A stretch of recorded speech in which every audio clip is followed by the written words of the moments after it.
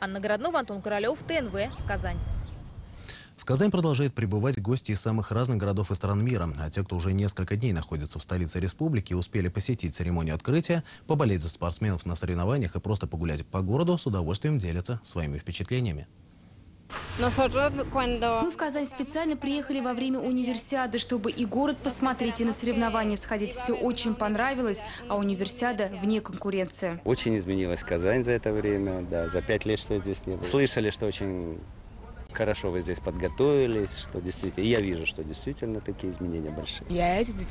Мне нравится, что все так хорошо организовано для гостей. Везде волонтеры и надписи на английском. Я в Казани первый раз, но достаточно легко здесь ориентируюсь. Город очень красивый, очень ухоженный. И видно очень сильная подготовка к универсиаде.